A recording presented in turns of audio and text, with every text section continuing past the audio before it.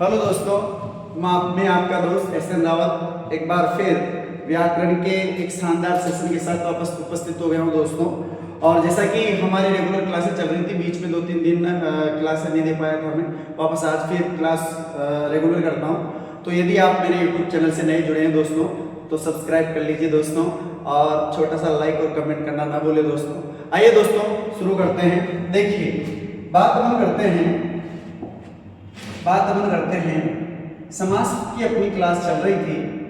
समास की अपनी क्लास चल रही थी दोस्तों, और हम पढ़ रहे थे द्वंद्व समास।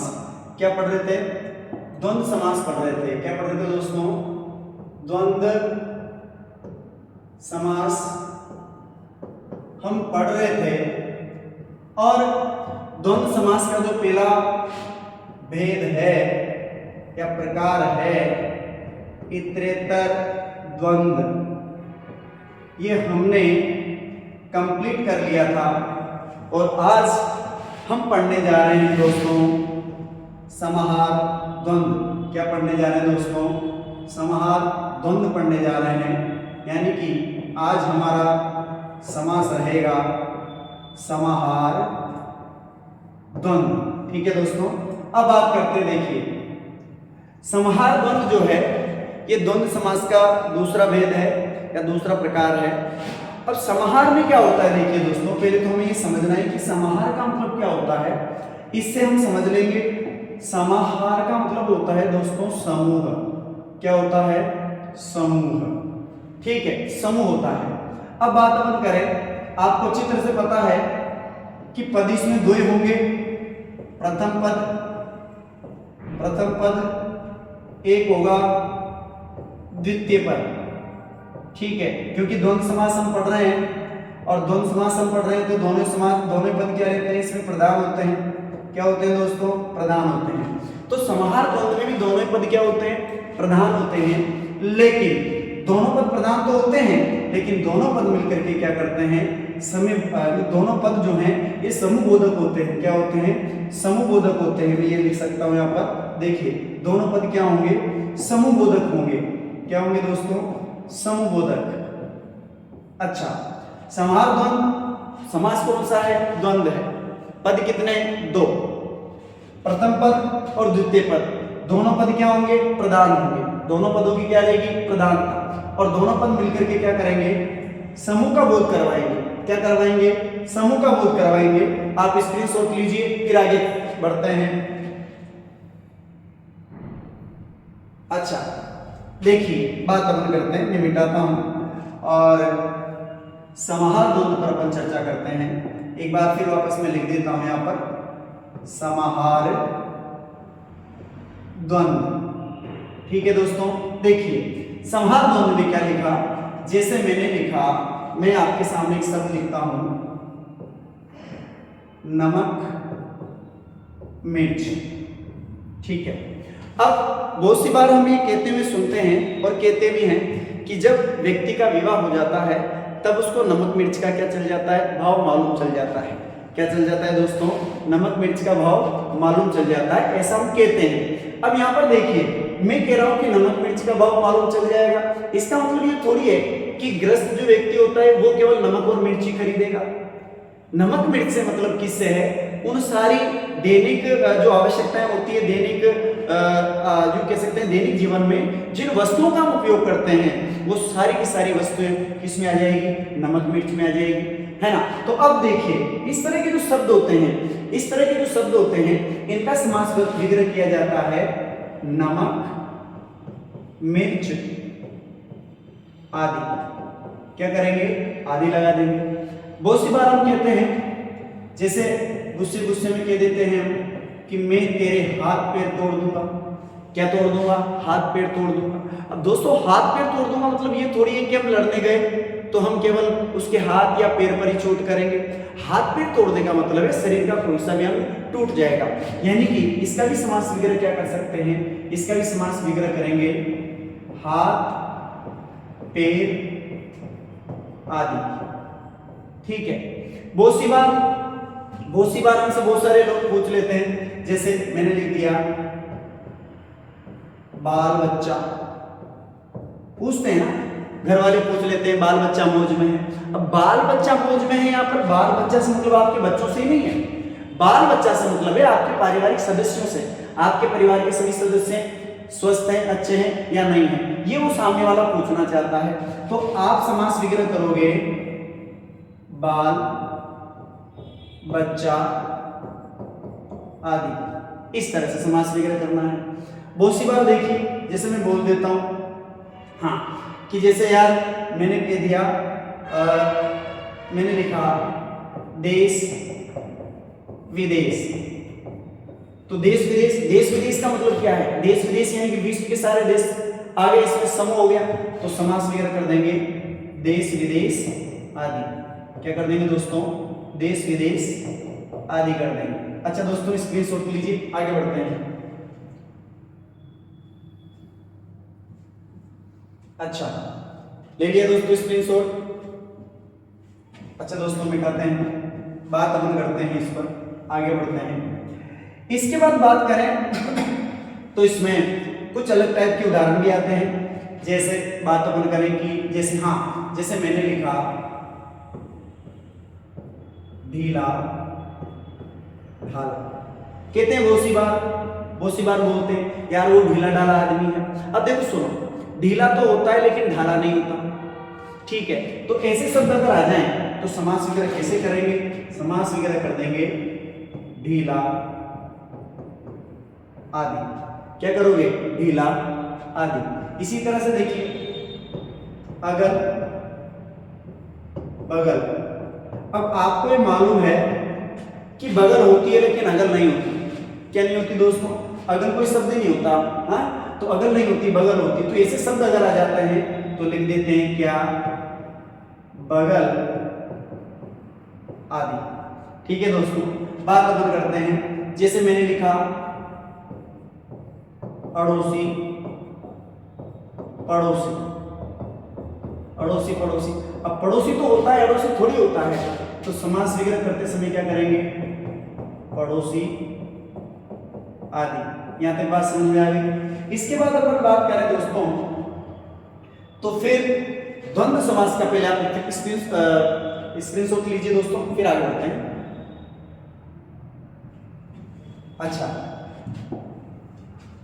अच्छा दोस्तों यहां तक अच्छा समझ में आ गया होगा, और मैं कोशिश कर रहा हूं कि आप सीखें, ठीक है। क्योंकि देखो दोस्तों शब्द होते हैं, शब्द बहुत सारे होते हैं, अपन शब्दों को रख नहीं सकते। आपको क्या चाहिए, आपको तरीका चाहिए, शब्द का समास वगैरह करने का क्या चाहिए, तरीका चाहिए। और अगर आपको ये मालूम है तो आप कोई से भी शब्द का क्या कर सकते हो, समास वगैरह कर सकते हो दोस्तों। और ये जो क्लासें हैं दोस्तों, ये चाहे एसआई हो, रिट का एग्जाम हो, वीडियो का एग्जाम हो, सभी में उपयोगी रहेगी। फर्स्ट ग्रेड सेकंड ग्रेड तक भी ये क्लासें उपयोगी रहेंगी दोस्तों। तो आपके जितने भी रिश्तेदार हैं, भाई बहन है, मित्र वगैरह जो भी हैं, सबको आप क्या करिए, शेयर कीजिए दोस्तों, ताकि इन क्लासों का फायदा उनको भी मिल सके। अच्छा दोस्तों वापस आते हैं। तो हमने द्वंद्व समास के दो भेद पढ़ लिए। तीसरा भेद जो है, तीसरा भेद इसको बोलते हैं हम क्या, तीसरा जो भेद है दोस्तों इसको बोलते हैं विकल्पक, यूं कह दो विकल्पक द्वंद्व। क्या बोलते हैं इसको, विकल्पक द्वंद्व बोलते हैं, विकल्पक द्वंद्व। अब सुनिए, विकल्प का मतलब क्या होता है, विकल्प का मतलब ये होता है कि मान लीजिए दो वस्तुएं हैं, कौन है, दो वस्तुएं, मान लो दो वस्तुएं हैं, इन दो में से हमें क्या करना होता है, एक को चुनना होता है। क्या होता है, एक को चुनना होता है। कैसे, देखो इधर मैंने लिखा हार जीत, ठीक है दोस्तों। अब सुनिए, हार जीत शब्द आ गया। अब आपको चित्र पता है कि एक स्थिति में आदमी या तो हारेगा या फिर जीतेगा, दोनों एक साथ हो नहीं सकते। हार और जीत अपन करेंगे नहीं, तो समास विग्रह अगर हार और जीत अपन करते हैं तो समास विग्रह गलत हो जाएगा। क्यों, क्योंकि हार जीत एक साथ थोड़ी होगी, या तो आपकी हार होगी या फिर आपकी जीत होगी। बड़ी आसान तरीके से दोस्तों मैं आपको समझा रहा हूं, ठीक है। अच्छा देखो, तो हम क्या करेंगे, यहां पर कर देंगे हार या जीत, ठीक है। इसी तरह से बहुत सी बार लिख देते हैं सुख अब मुझे ये बताइए सुख सुख दुख। अब आदमी को या तो एक समय में आदमी को एक समय में या तो सुख मिलेगा या फिर दुख मिलेगा, यानी कि इसमें भी क्या करना है, इसमें भी हमें करना है सुख या दुख। ठीक है दोस्तों, आप स्क्रीनशॉट लीजिए, आगे बढ़ते हैं। अच्छा, आगे बढ़ते हैं। इसके अलावा बात करें दोस्तों, इसके अलावा बात करें तो जैसे मैंने एक शब्द लिख दिया,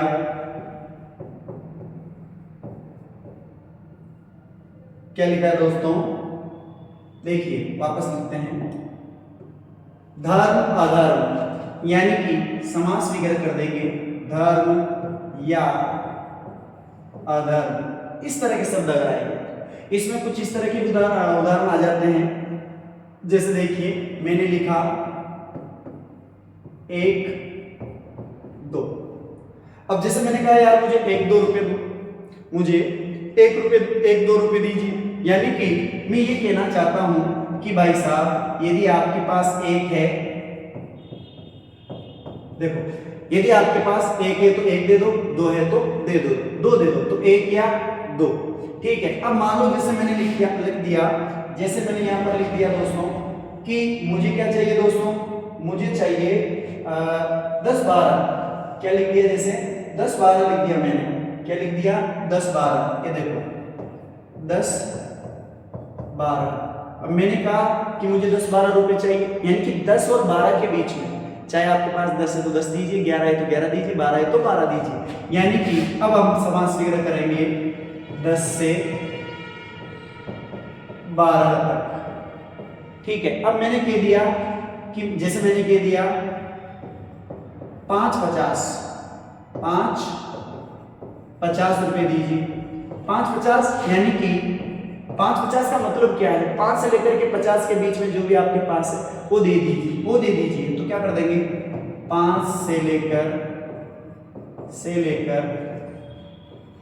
50 रुपए तक, 5 से लेकर क्या होगा, 5 से लेकर 50 रुपए तक। तो इस तरह से क्या होता है दोस्तों, समास विग्रह होता है। आशा करता हूं आपको ये समास बहुत अच्छी तरह से समझ में आ गया होगा दोस्तों। स्क्रीनशॉट लीजिए, आगे बढ़ते हैं।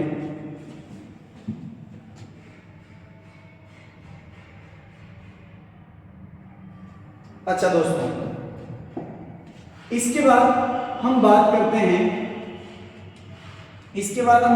हैं दोस्तों कौन सा समास, द्विगु समास। कौन सा,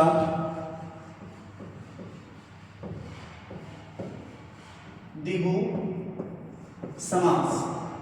अच्छा दोस्तों, द्विगु समास की पहचान क्या होती है, बड़ी इजी तरीके से, बड़े सरल तरीके से हम देखते हैं। देखिए पहली बात करें, प्रथम पद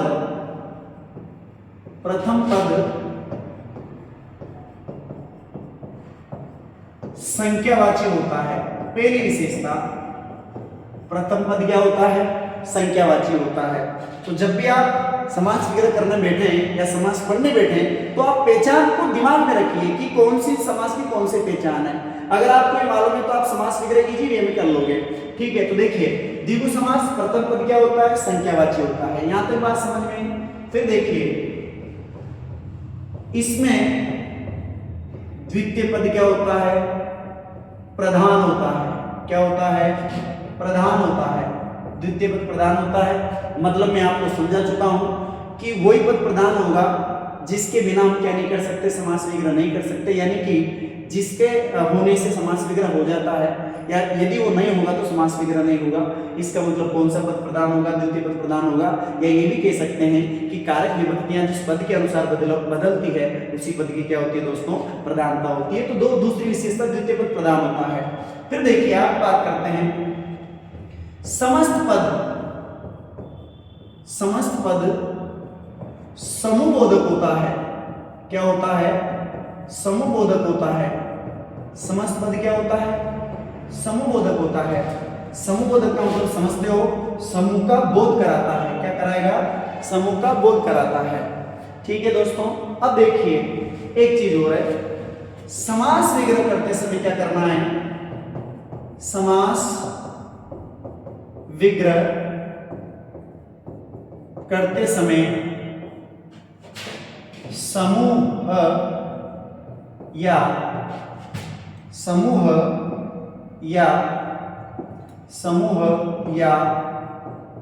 समाहार शब्द जोड़ देते हैं,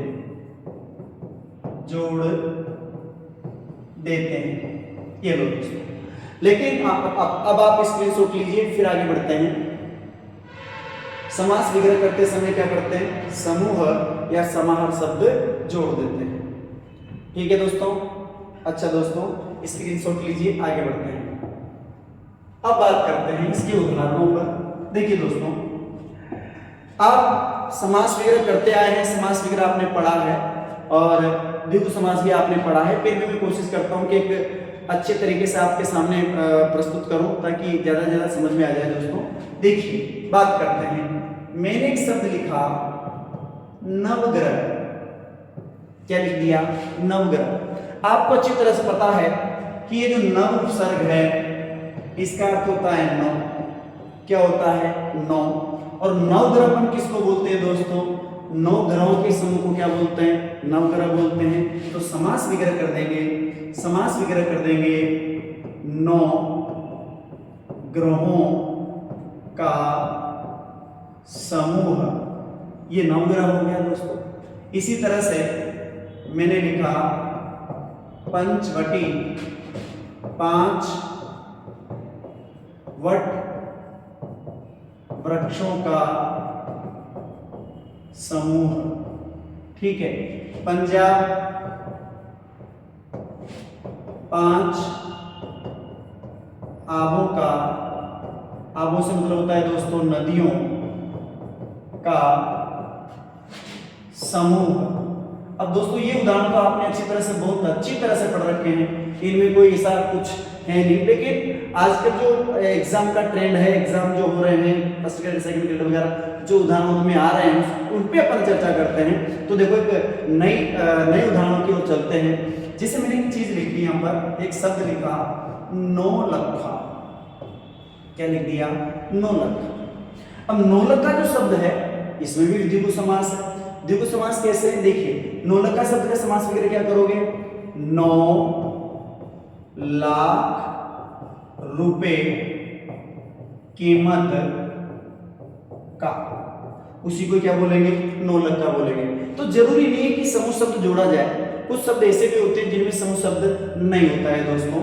इसी तरह से मान लीजिए मैंने लिख दिया, मैंने लिखा दोपहर, क्या लिख दिया, दोपहर। अब दोपहर या दोपहर बात अपन करते हैं, शब्द लिखा मैंने आपके सामने दोपहर।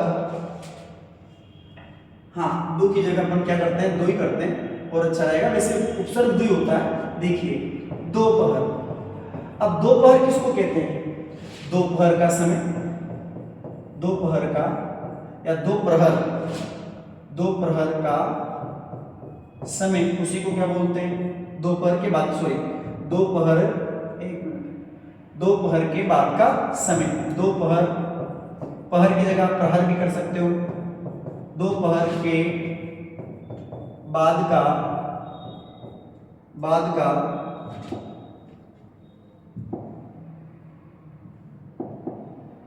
अच्छा देखिए एक मिनट, दोपहर या पहर के बाद का समय, बाद का समय। तो दोस्तों इसमें जरूरी थोड़ी है कि इसमें समूह या समाहार आएगा, नहीं आएगा। तो कुछ उदाहरण ऐसे भी आते हैं जिनमें समूह या समाहार शब्द का प्रयोग नहीं होता है। ये तो आपने कक्षा 9-10 से आपने पढ़ रहे हैं, नवग्रह, पंचवटी, पंजाब वगैरह, ये तो आप पढ़ते आ रहे हैं। लेकिन वर्तमान में जो एग्जाम हो रहे हैं, जो ट्रेंड चल रहा है, जिस तरह के उदाहरण पूछे जा रहे हैं, उन पर अपन बात करते हैं। आप स्क्रीनशॉट लीजिए, आगे बढ़ते हैं। अच्छा देखिए, अब बात करें, एक शब्द मैं आपके सामने लिखूं, मैंने लिखा अठवारा। अब 18 शब्द का समास विग्रह करेंगे तो क्या होगा, किसको बोलते हैं अठवारा, जो 8वें वार को जो बाजार लगता है उसी को अठवारा बोलते हैं ना। बस यही तो समास विग्रह करना है। करना क्या है, 8वें वार को लगने वाला बार। ठीक है, इसी तरह से मैंने लिख दिया। मैं लिख दूं दोस्तों यहाँ पर तिमाही। क्या लिख देता हूं? तिमाही। तिमाही। अच्छा, तिमाही किसको बोलते हैं? 3 महीने के बाद आने वाली अवधि क्या होती है? अवधि। किसी को तिमाही बोला जाता है, अवधि। ठीक है दोस्तों, इस तरह से समास विग्रह होता है। आप स्क्रीनशॉट लीजिए। अच्छा दोस्तों, आज की क्लास आपको कैसी लगी? बिल्कुल आप कमेंट करें, लाइक करें और ज़्यादा से ज़्यादा शेयर करें, ताकि दोस्तों मेरा हौसला बना रहे और मैं आपके लिए इसी तरह से अच्छी अच्छी क्लासें ग्रामर की उपलब्ध करवाता रहूं। तब तक के लिए दोस्तों, जय हिंद, जय भारत।